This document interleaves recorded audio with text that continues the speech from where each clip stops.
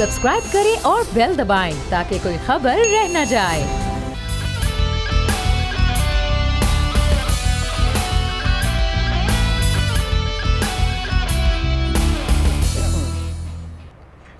अस्सलामुअलैकुम नाज़रीन, प्रोग्राम में आपको कहेंगे खुशामदीद। मैं हूँ महविश तबस्सुम और मेरे साथ मौजूद हैं बोल न्यूज़ के एडिटर इन चीफ नज़ीर लगारी साहब। नाज़रीन, 18 सितंबर 2019 को नैब सखर और रावलपिंडी ने मुश्तरका कार्रवाई करते हुए इस्लामाबाद में पीपल्स पार्टी के सीनियर रहनुमा और साबिक कायदे हिज़्ब इख्तिलाफ खुर्शीद शाह को गिरफ्तार कर लिया था। उन पर आमदन से ज़ायद असासों के इल्ज़ामात थे और इस वक्त भी उनकी जो जायदाद की तहकीकात हैं वो नैब कर रहा है। उन पर ज़मीनों की जो मामलात हैं उनके हवाले से भी करप्शन के इल्ज़ामात हैं। 3 दिन पहले इस्लामाबाद हाई कोर्ट के चीफ जस्टिस अतहर मिनुल्लाह ने खुर्शीद शाह के प्रोडक्शन ऑर्डर से मुतालिक एक तहरीरी फैसला जारी किया और उन्होंने अपने इस तहरीरी फैसले में कहा कि आइन का आर्टिकल 69 स्पीकर को रुकने कौमी असम्बली के अहकामात जारी करने पर पाबंदी आयद करता है, लिहाजा अदालत उज़्मा ये उम्मीद करती है कि स्पीकर इस मामले को खुद देखेंगे। उसके बाद अदालती फैसले की रोशनी में स्पीकर कौमी असम्बली असद कैसर ने पीपल्स पार्टी के जो रहनुमा हैं खुर्शीद शाह उनके प्रोडक्शन ऑर्डर जारी कर दिए, क्योंकि कौमी असम्बली में विफाकी जो बजट है उसके ऊपर बहस की जा रही है। तो अदालत की जानिब से कहा गया कि हम ये चाहते हैं कि जो भी रुकन है उसको ये हक है कि वो अपना मौक़िफ़ पेश करे। लगारी साहब, 18 सितंबर 2019 को गिरफ्तार किया गया था खुर्शीद शाह को और अभी तक तहकीकात की जा रही हैं। तकरीबन पौने 2 साल का अरसा गुजर चुका है। मतलब नैब अभी तक कोई तहकीकात ही नहीं कर सका, कुछ अभी तक साबित नहीं कर सका। गिरफ्तारी कर ली जाती है, साबित कुछ किया नहीं जाता। ये तो सरासर जुल्म है और इससे पहले बहुत से लोगों से हो चुका है, लेकिन इतना बड़ा जुल्म किसी के साथ नहीं हुआ है जो खुर्शीद शाह के साथ हुआ है। खुर्शीद शाह साहब जो हैं 2019 में गिरफ्तार हुए, बिल्कुल 20 गुजर गया, 21 जो है वो आपका आधा गुजर गया है और 19 में उनकी गिरफ्तारी हुई है। इस दौरान में एक बात और भी हुई है, पंजाब से जो लीडर गिरफ्तार हुए, जनाब शहबाज शरीफ, जनाब ख्वाजा साद रफ़ी, जनाब हसन इकबाल साहब, जनाब ख्वाजा आसिफ साहब और मियाँ शहबाज शरीफ, हमजा शरीफ, इवन मियाँ नवाज शरीफ कन्वेक्टेड थे, उनको बाहर जाने दिया गया। नहीं, सब कुछ हुआ, उनकी बेल्स हुई हैं, उनके प्रोडक्शन ऑर्डर जारी हुए। अभी भी जब पंजाब असम्बली के अरकान बिहाइंड द बार थे तो चौधरी परवेज़ इलाही किसी रिजर्वेशन के बगैर उनके प्रोडक्शन ऑर्डर जारी कर दिए करते थे। तो खुर्शीद शाह साहब के साथ ऐसी रियायत बहुत कम बरती गई है और उन्हें बहुत कम बाहर आने और कौमी असम्बली में आकर अपना मौक़िफ़ पेश करने की, इसलिए कि कन्वेक्टेड तो है नहीं। आप तहकीकात पर तहकीकात पर तहकीकात पर तहकीकात पर इंक्वायरी पर इंक्वायरी पर इंक्वायरी ये सिलसिला चलाया हुआ है नैब ने। यानी कोर्ट कह रही है कि भाई अब तो आप लोगों के पास कोई मैटर नहीं है, अब तो इनको बेल दे दी जाए। नहीं, हम ला रहे हैं और हम जो है इसको चैलेंज करेंगे और फलां चीज़ करेंगे। और हर बार इस तरह से होता है। उनके ख़िलाफ़ कोई चार्ज सॉलिड सबूत अब तक नहीं पेश किया जा सका है। तो उनकी मर्ज़ी है, नैब है, नैब बादशाहों के कंट्रोल में है, ऊपर इमरान खान है, वो नैब को कहते हैं कि जी वो अपने आज़ादाना काम कर रही है। तो कुछ इल्ज़ामात तो चेयरमैन नैब पर भी लगाए गए थे और कुछ चीज़ें तो उनके बारे में भी आई थी, तो उनको तो कभी नहीं उठाया गया है, उसकी तो बात ही कोई नहीं करता है। और जो सरकारी वज़रा गिरफ्तार हुए या उनके ख़िलाफ़ रेफरेंस बने तो सब कुछ ऐसे होता जा रहा है साफ। और उसके तो एलानिया कहा चेयरमैन नैब ने, अगर हम उनके ख़िलाफ़ कार्रवाई कर लेंगे तो हुकूमत गिर जाएगी। यानी इनकी ज़िम्मेदारी है हुकूमत को बचाना। पार्लियामेंट की, कौमी असम्बली की ज़िम्मेदारी नहीं है कि वो हुकूमत को बचाए, ये चेयरमैन नैब की ज़िम्मेदारी है कि वो हुकूमत को बचाए। अगर ऐसे चलेगा तो एहसाब इसी तरह से होगा। अच्छा, पहले अपोजिशन ये कहती थी कि अपोजिशन के खिलाफ नैब इंतकामी कार्रवाई करता है, लेकिन अभी ये जितने भी नाम आपने लिए नून लीग के रहनुमाओं की, उन सब की तो बेल हो गई, वो तो जमानत पर रिहा है। किसने किया? बेल किसने दी? बेल किसने दी? बेल तो अदलिया ने दी ना, कोर्ट ने दी ना, नैब ने तो कोई अपनी तरफ से नहीं वो किया है।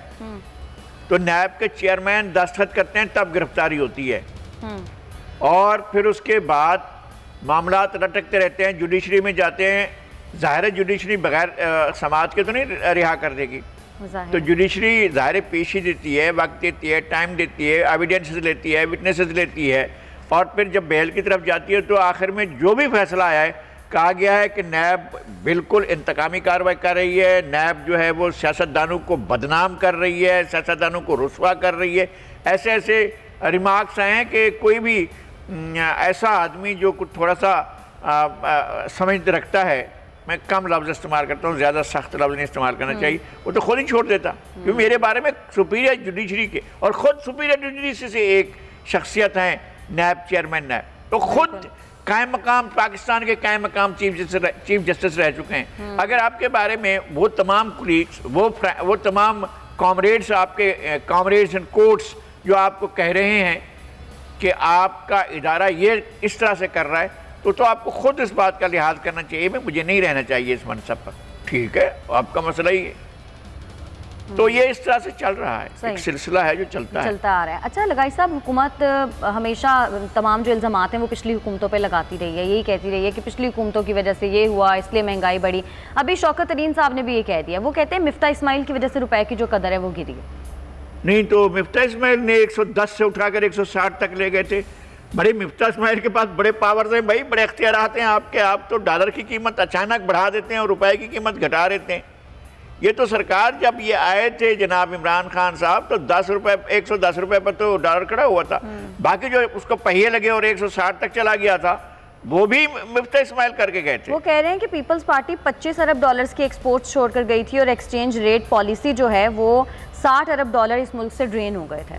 یہ انہوں نے فیکٹس بتائے ہیں، اعداد و شمار دیے ہیں۔ لیکن وہ اپنے جو بھی اعداد و شمار دے رہے ہیں وہ قوم سمجھے گی تو اس بات کو پتہ چلے گا، لیکن اس کو آپ وہ نہیں کر سکتے ہیں کہ جناب اس کا جو ہے وہ کریڈٹ اگر بنتا ہے تو اس کو ڈسکریڈٹ نہیں کیا جا سکتا کہ اب تک پاکستان میں جو ایکسپورٹس کی الٹیمیٹ جو سب سے زیادہ ایکسپورٹس ہوئی ہیں وہ زرداری دور میں ہوئی ہیں۔ تو اب اس کو جو ہے آپ اس کے لیے کہ 60 ارب ڈالر کا کیا ہو رہا تھا، چوری ہو رہی تھی، ڈاکہ پڑ رہا تھا، 60 ارب ڈالر جب آپ کے پاس اس وقت امپورٹس کا اور ایکسپورٹس کا فرق اتنا سا تھا، اتنا سا فرق تھا 4-5 ارب کا، اب تو امپورٹس جو دگنی سے بھی زیادہ ہو گئی ہیں پاکستان میں۔ تو یہ تو بہرحال اس ناکامی کو تسلیم کرنا چاہیے دونوں حکومتوں کو، یعنی نون لیگ نے بھی اگر کیا تو اس کو بھی تسلیم کرنا چاہیے، اور اگر پی ٹی آئی نے کیا تو اس کو بھی تسلیم کرنا چاہیے۔ لیکن یہ جو طریقہ ہے بلیم شفٹ کرنے کا، آپ اپنی ذمہ داری قبول نہ کریں۔ جو الفاظ اپریل میں حلف برداری سے پہلے جناب شوکت ترین نے کہے تھے، اگر وہی الفاظ دہرائے جائیں تو وہ تو لگے گا کہ خود اپنے آپ اوپر الزام لگا رہے ہیں۔ تو یہ صورتحال ہے۔ وہ یہ کہتے ہیں پاکستان کی ایکسپورٹ گری تھی، اس کی وجہ سے آئی ایم ایف آئی، اور آئی ایم ایف کو آپ لوگ ہی لے کر آئے ہیں، آئی ایم ایف کے پاس آپ لوگ گئے تھے تو ہمارا بھی جانا مجبوری تھا۔ نہیں جانا کیا تھا، 2008 میں تو جانا ہی جانا تھا، اس لیے کہ آپ قرضے شیڈول کراتے رہے۔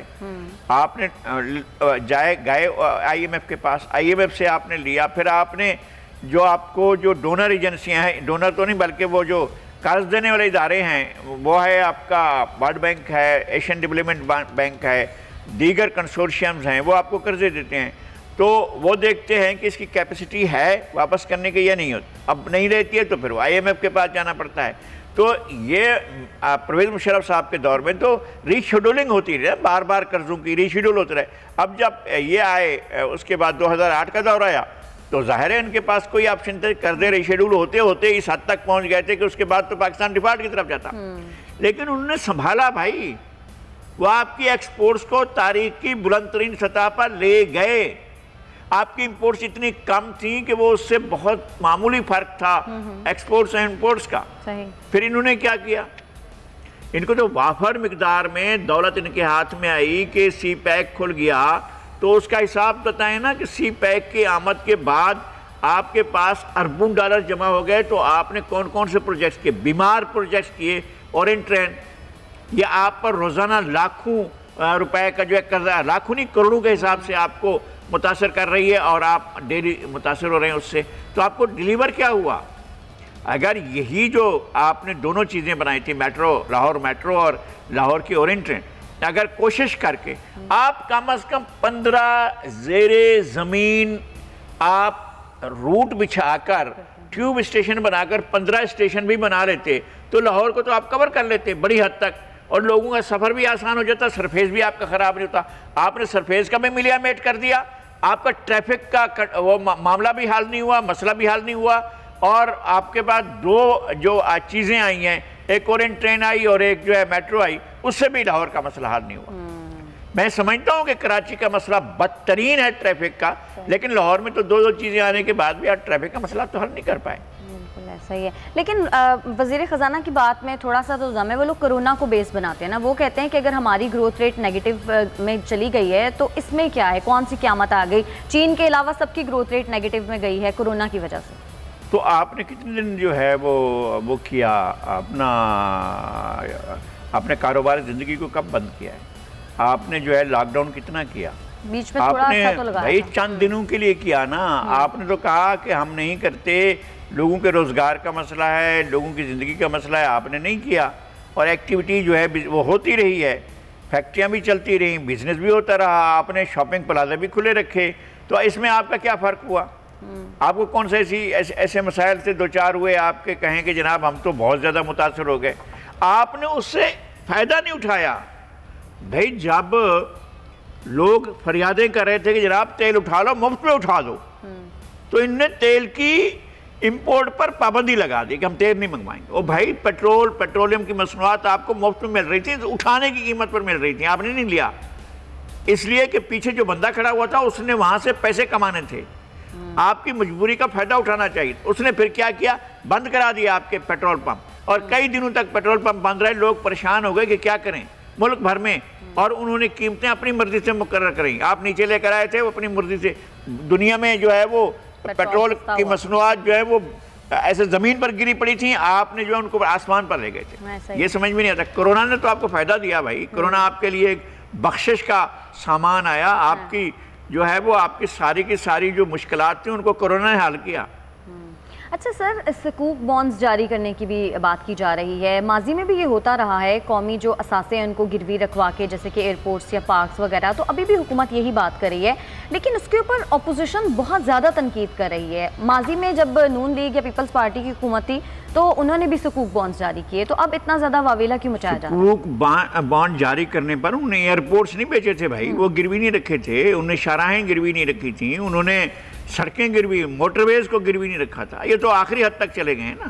وہ انہوں نے بھی کچھ چیزیں گروی رکھی ہوں گی، لیکن اس طرح کی چیزیں تو نہیں ہیں گروی رکھی تھی۔ اب ان کے پاس مجھے ڈر لگتا ہے، واقعی ڈر لگتا ہے، مجھے خوف آتا ہے کہ اگر انہوں نے ہمارے بنیادی اثاثوں کو اگر انہوں نے کہا ہم کوہ ہندوکش کو جو ہے وہ گروی رکھتے ہیں، تو اگر انہوں نے کہا کہ ہم جو ہے وہ ہمالیہ کو گروی رکھتے ہیں، تو اگر انہوں نے کہا ہم دریائے سندھ کو گروی رکھتے ہیں، تو کہاں جائیں گے ہم؟ ڈوب مریں گے، کیا کریں گے؟ ہمارا ملک کہاں جائے گا بھائی؟ اور ان کے قرضے ہمارے کس کام آ رہے ہیں؟ آپ جو قرضے لیتے ہیں وہ پاکستان کے کس کام آتے ہیں؟ آپ سبسڈیز دیتے ہیں، اپنے لوگوں کو نوازتے ہیں، لوٹ مار کرتے ہیں، اور پھر اور اس کو پیسے کو بہا دیتے ہیں۔ ہم نے دیکھا تھا کہ کس طرح سے بیرون ملک لوگ ہوتے ہیں، بڑے بڑے ممالک کے جو لوگ ہوتے ہیں وہ ٹیکسیوں میں سفر کرتے ہیں، جب بیرون ملک دوروں پر جاتے ہیں، اقوام متحدہ کے جو اجلاس میں شرکت کرنے کے لیے، بڑے بڑے یورپی ممالک کے جو وزرائے خارجہ یا اگر سالانہ ہوتے ہیں تو حکمران جو ہوتے ہیں وہ کس طرح سفر کرتے ہیں۔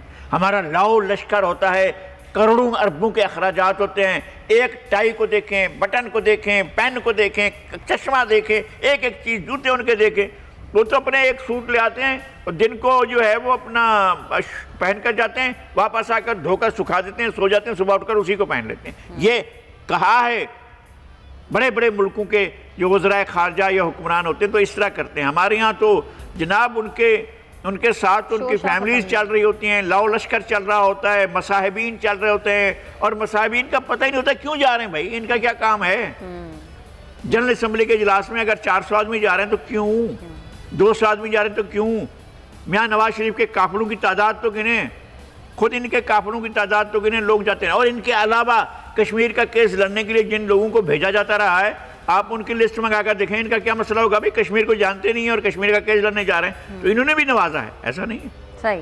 اچھا، 5 منٹ سے زیادہ فون کال پر جو ٹیکس لگانے کی تجویز تھی اس کو پی ٹی اے نے مسترد کر دیا ہے۔ وہ کہہ رہے ہیں کہ کیسے پاسبل ہے پریکٹیکلی، 5 منٹ سے پہلے ہی جو صارف ہے وہ اپنی کال بند کرے گا، اس کے بعد دوبارہ کال ملا لے گا، تو اس طرح ٹیکس تو نہیں لگے گا، ٹیکس تو بچے گا نہیں۔ اور ویسے بھی 100 روپے کا جب بیلنس ڈلواتے ہیں تو اس پر آلریڈی کوئی 12-13 روپے تو ٹیکس کٹ جاتا ہے، اس سے زیادہ کٹ جاتا ہے۔ اور یہ انہوں نے ایک طریقہ اختیار کر دیا، پی ٹی آئی مسترد کرے یا نہ کرے، لوگ کیا کریں گے؟ بیچاری خواتین جو ہیں جن نے وہ پیکیج لے رکھے ہوتے ہیں، سمارٹ کارڈ، وہ کیا ہوتے ہیں، کیا اس کا کارڈ، سپر کارڈ لے رکھے ہوتے ہیں، ان کا کیا ہوگا؟ जो कहती थी बंडल पैकेज भी होता है, बंडल पैकेज भी, हाँ वो बंडल पैकेज होते हैं। तो उसको बहरहाल जो चीज़ें फैसिलिटी हो चुकी है ना, फ़ोन क्या है, फ़ोन के साथ जो दूसरी एप्लीकेशंस हैं आप उनको कैसे रोकेंगे? व्हाट्सएप कॉल कर लेंगे लोग, व्हाट्सएप लोग कॉल करते हैं, एक वक्त में 6 आदमी 6 मुल्कों से बैठकर आपस में बातें कर रहे होते हैं, मुशायरे कर रहे हैं, जूम पर जाकर कॉन्फ्रेंसेस हो रही हैं, और आप उसका आपका पैसा, फ़ोन का पैसा लगाएंगे। आप जो है वापस 18वीं सदी में 19वीं सदी में जाना चाहते हैं, तो क्या सूरत हाल है? बहरहाल ये उनकी अकल की बात है। सही। अच्छा, वज़ीर आज़म पाकिस्तान इमरान खान ये कहते हैं कि स्टेट बैंक की तरफ से अच्छी खबर आई है। उन्होंने ट्वीट किया और कहा है रोशन डिजिटल जो अकाउंट है उसमें सरमायाकारी $1.5 अरब से तजावुज़ कर गई है। तो ये मुल्क के लिए एक अच्छी बात है। अच्छी बात है। अगर आपको $1.5 अरब रोशन डिजिटल अकाउंट से मिल गया है, तो अभी तो इसका इफ्तिताह हुआ था, हमें तो उसका वक्त भी याद है, लम्हा भी याद है, और उसके जो तकरीर की थी गवर्नर स्टेट बैंक ने, और जो वज़ीर आज़म ने तकरीर की थी, वो तकरीर के कंटेंट भी हम दोबारा याद कर लेते हैं तो बातें चीज़ें याद आ जाएंगी। अगर इसमें इतनी सरमायाकारी हो चुकी है तो ये एक अच्छी बात है, और अगर अच्छी बात हुई है तो हमें उसका एतराफ़ करना चाहिए और क्रेडिट देना चाहिए हुकूमत को। हुकूमत ने अच्छा किया है तो वो अच्छा है, लेकिन इसके ऊपर बोझ कोई ना पड़े, क्योंकि हम बोझ के ख़तरे में हमेशा रहते हैं कि ये चीज़ आ गई, अब इसका ये बोझ पड़ेगा। इसके जो साइड इफ़ेक्ट्स हैं, टैबलेट से मुझे आराम हो गया, बड़ा बिल्कुल ऐसा लगा कि एलर्जी भी ख़त्म हो गई और खांसी भी ख़त्म हो गई, मुसीबत भी ख़त्म हो गई। अगर इसका कोई और साइड इफ़ेक्ट हुआ तो वो तो और ज़्यादा पता चलेगा कि नहीं जनाब, वो असल में वो जो छोटी बीमारी थी, इसने जो है जो इलाज आपने किया है अपना इसका रोशन डिजिटल अकाउंट का, इसने साइड इफ़ेक्ट्स बढ़ा दिए हैं। तो साइड इफ़ेक्ट्स अगर नहीं बढ़ते हैं तो सुभान अल्लाह। सही।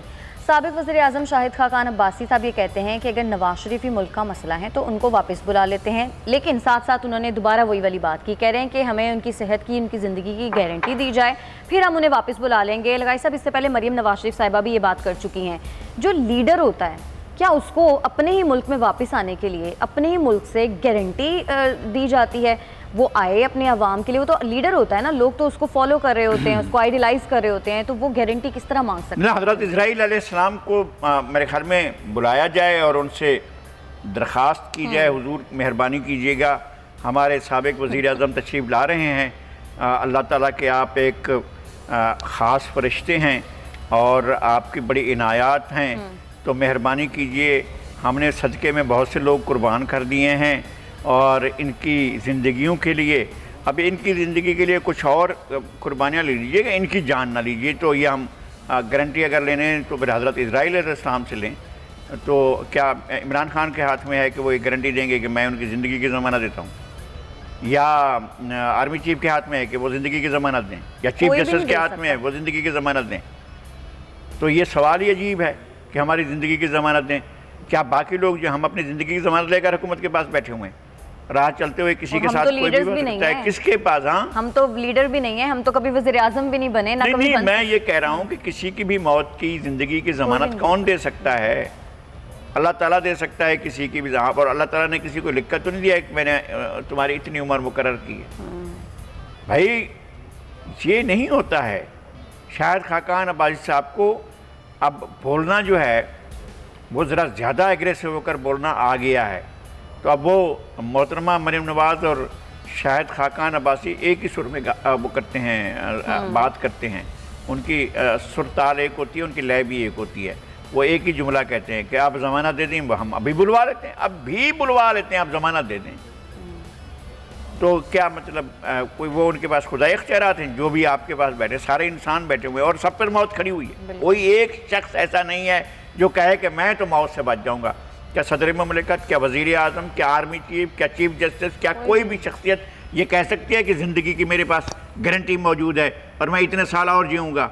इतने साल के बाद क्या होगा? फिर वही मौत खड़ी है आगे, तो उसको कौन रोक सकता है? बरहक है मौत, तो मौत बरहक है, तो फिर मौत ने आना है, और जहाँ पर आना और कौन है ज़ीरू जिसने ज़िंदगी पाई हो और उसको मौत ना आई हो? जिंदगी क्या इसमें कोई है?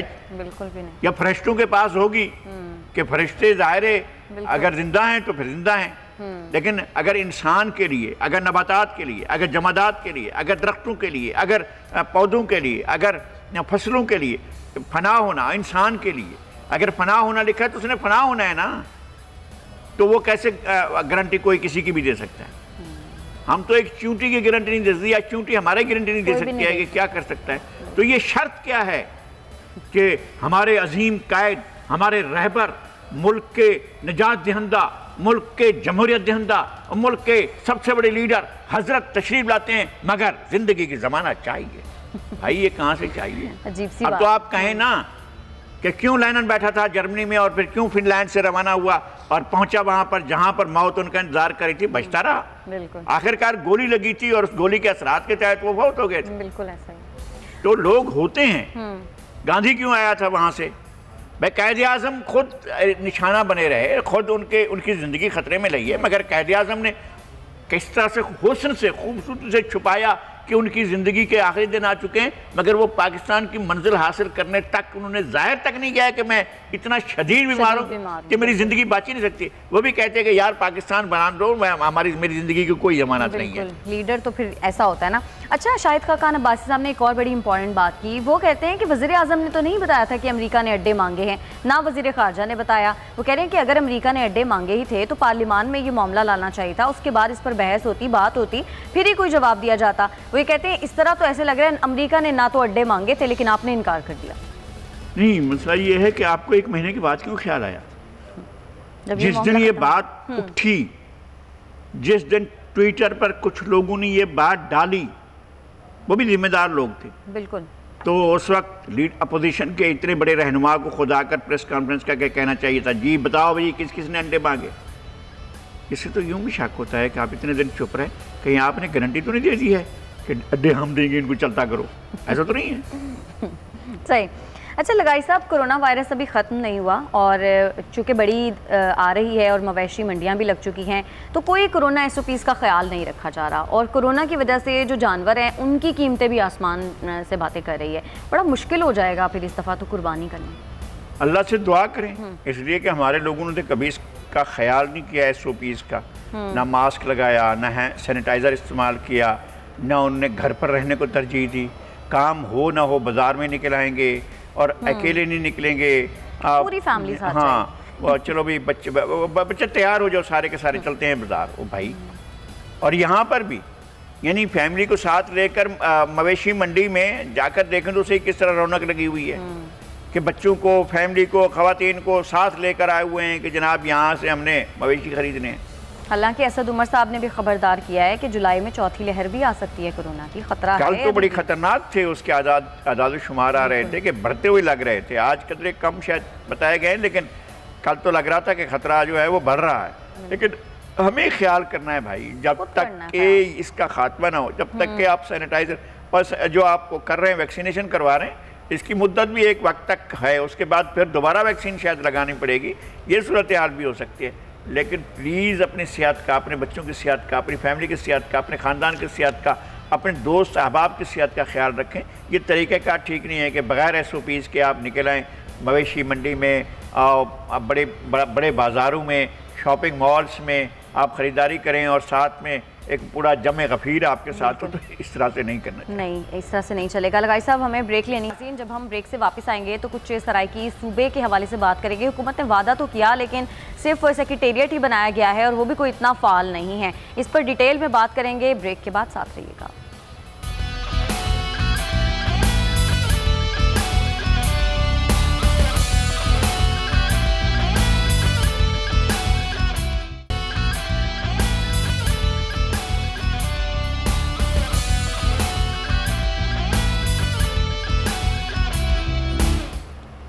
ویلکم بیک ناظرین. سرائیکی صوبے کے حوالے سے بہت زیادہ آواز اٹھائی جا رہی ہے. قومی اسمبلی, سینیٹ, پنجاب اسمبلی اور خیبر پختونخوا اسمبلی میں بھی اراکین اسمبلی نے اس حوالے سے بات کی اور مطالبہ کیا. ان کی جانب سے کہا گیا کہ صرف سیکریٹریٹ کی بات نہیں ہوئی تھی, ہمیں تو مکمل صوبہ چاہیے. اور اس سے پہلے پریس کانفرنس بھی مشترکہ طور پر انہوں نے کی تھی, اور انہوں نے کہا تھا کہ وسیب کو صوبہ چاہیے, سول سیکریٹریٹ کا ڈھونگ ختم کیا جائے, اور وفاقی اور صوبائی بجٹ میں وسیب کو اس کی آبادی کے مطابق حصہ دیا جائے. انہوں نے کہا کہ وزیر خارجہ مخدوم شاہ محمود قریشی قریشی کی جو ملتان میں پریس کانفرنس ہے اور اس میں کہا گیا کہ سیکریٹریٹ بحال نہیں ہوا، بجٹ میں رکھی گئی رقم خرچ نہیں ہوئی، عثمان بزدار نے وعدہ پورا نہیں کیا۔ وہ یہ کہتے ہیں کہ ان کا وعدہ پورا کیا جائے، جو صوبے کا وعدہ حکومت نے ان سے کیا تھا اس کو ہی لغاری صاحب اب وہ بات کریں کہ پورا کیا جائے، اور اس حوالے سے اپنی اپنی اسمبلیوں میں انہوں نے آواز بھی اٹھائی ہے۔ نہیں، میرے خیال میں اس دفعہ ارکان اسمبلی پنجاب اسمبلی میں بہت زیادہ بولے ہیں اور بڑی آواز اٹھائی گئی ہے، بڑی طاقتور توانا آواز اٹھائی گئی ہے، اور ہم نے ان کی تقریریں سنی ہیں۔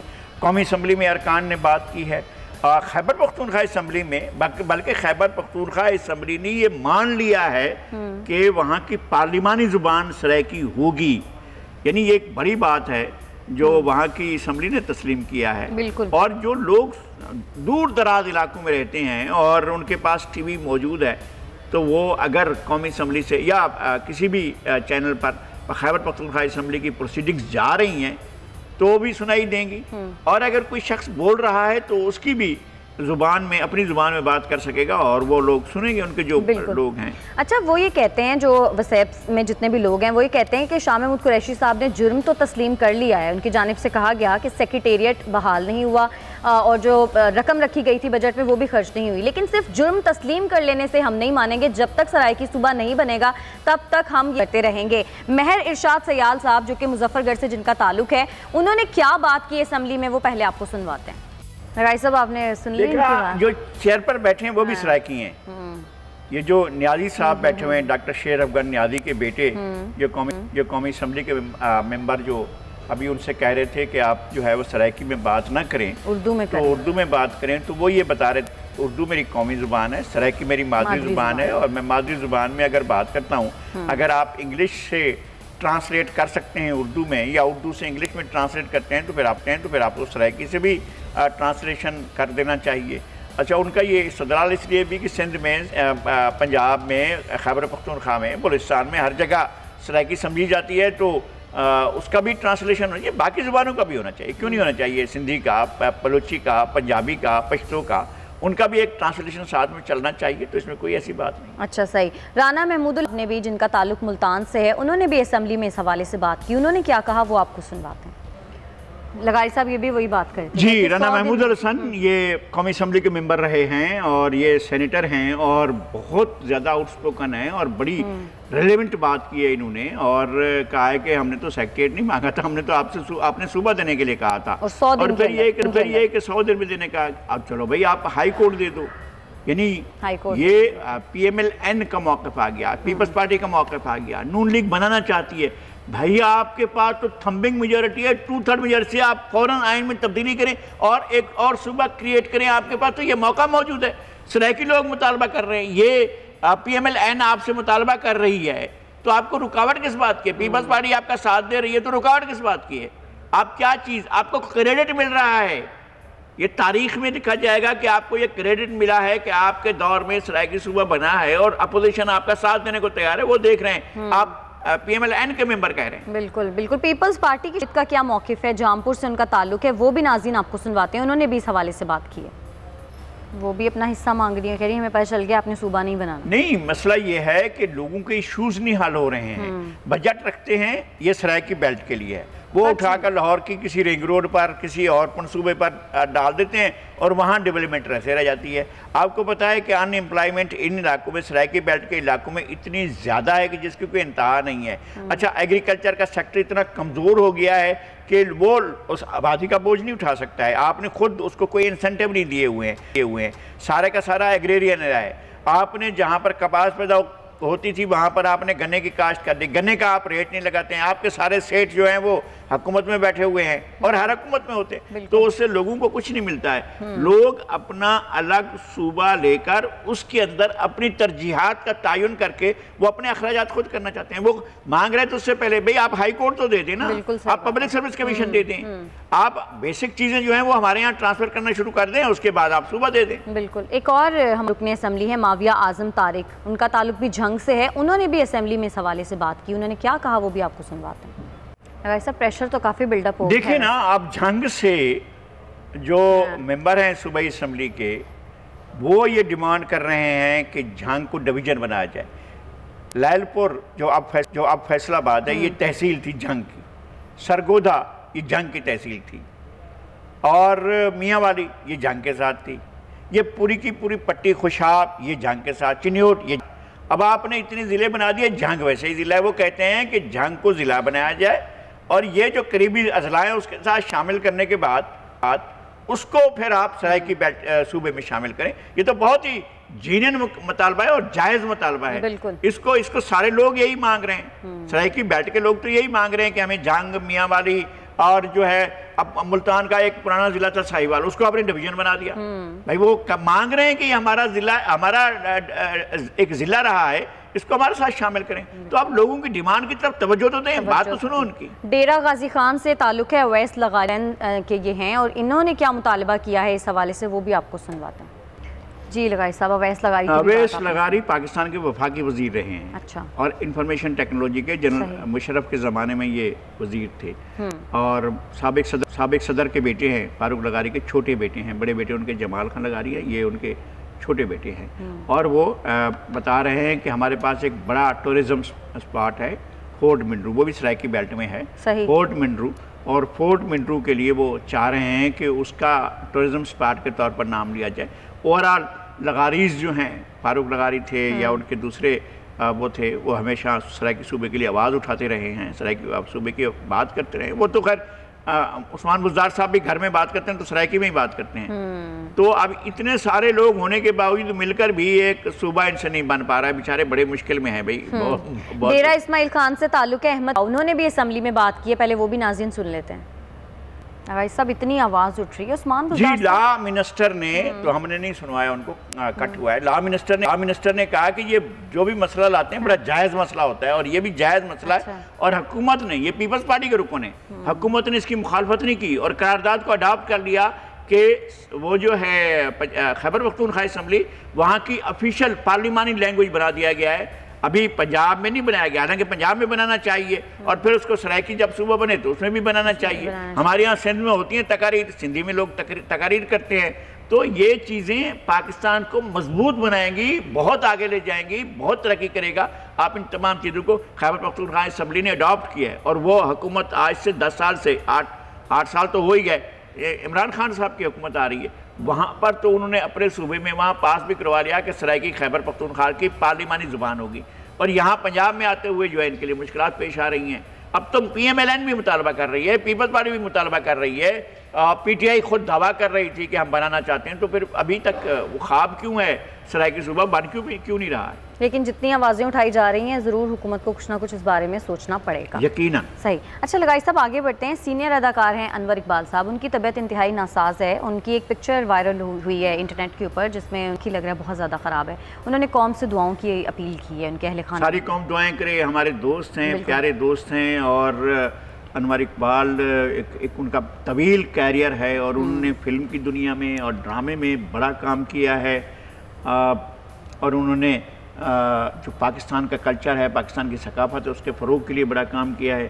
اللہ تعالیٰ انہیں صحت دے، انہیں ان کی زندگی دراز کرے اور وہ ہمارے لیے ایک دفعہ پھر کیمرے کے سامنے ہوں اور ہم دیکھیں کہ انور اقبال صاحب اپنے فن کے جوہر دکھا رہے ہیں. بالکل. اچھا، ماضی کی مقبول اداکارہ بیگم خورشید شاہ بھی لغاری صاحب انتقال کر گئیں، ان کی شخصیت کے حوالے سے؟ یہ بہت بڑی شخصیت تھی بھائی. آرٹ کی دنیا میں ان سے حیران ہوتا ہے آدمی کہ کتنا ان کے اندر آرٹ کوٹ کر بھرا ہوا تھا. پھر ان کے بیٹے سلمان شاہد جو ہیں وہ تو کوئی کمال ہے جناب. اداکاری ان کی دیکھ کر آدمی ایسا لگتا ہے جیسے انہوں نے ہالی ووڈ میں ٹریننگ لی ہے اور جیسے ہالی ووڈ کے سٹار لگتے ہیں، اتنے بڑے سٹار ہیں.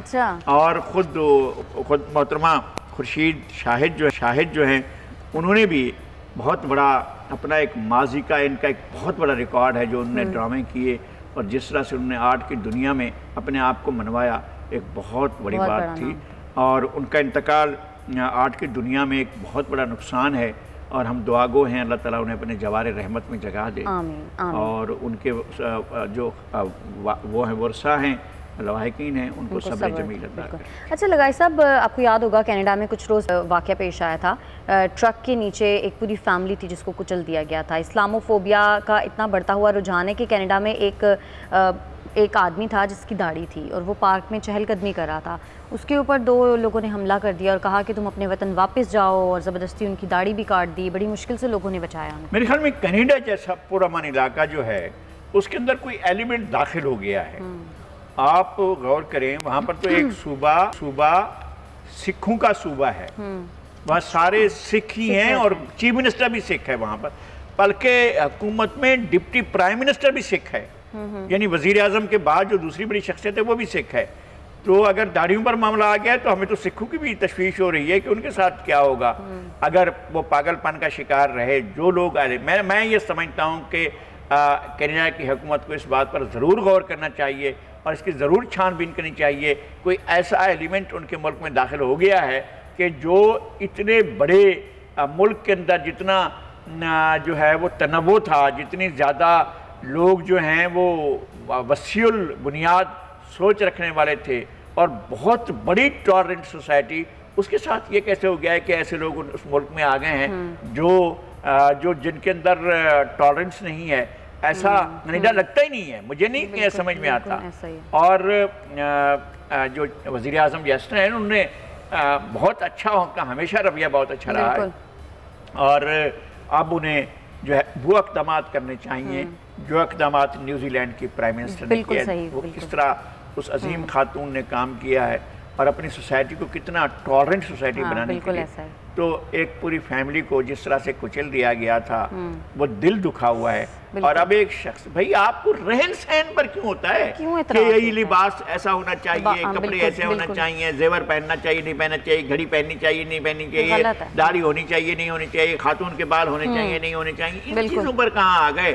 آپ دنیا کو کہاں یک رنگی میں لے جانا چاہ رہے ہیں؟ دنیا جتنے رنگ ہیں وہ سارے کے سارے قدرت کے رنگ ہیں، انسانوں کے رنگ ہیں، اب سارے رنگوں کو رہنا چاہیے۔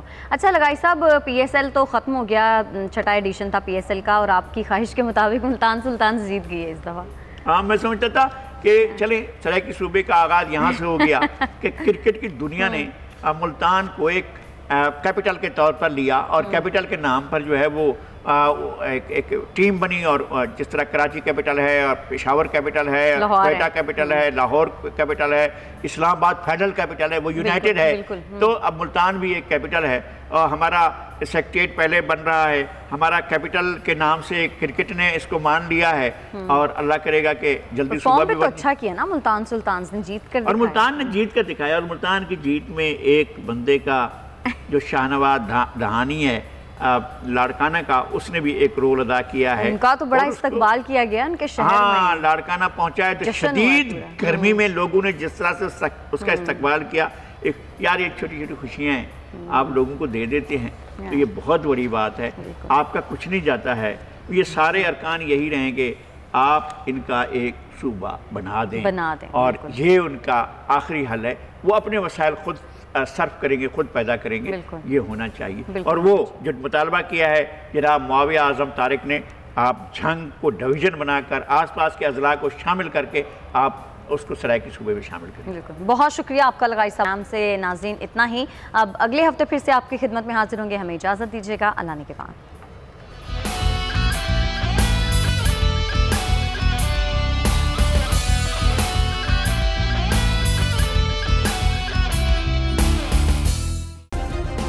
سبسکرائب کریں اور بیل دبائیں تاکہ کوئی خبر رہ نہ جائے۔